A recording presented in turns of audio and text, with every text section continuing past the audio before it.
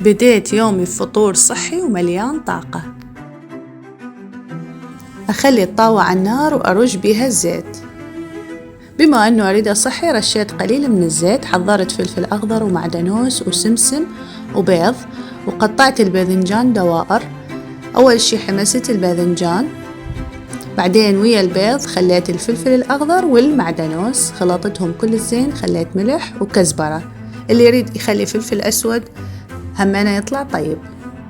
هسه ورا ما انقلى الباذنجان خليت السمسم فوقه، وخليت البيض والفلفل والمعدنوس،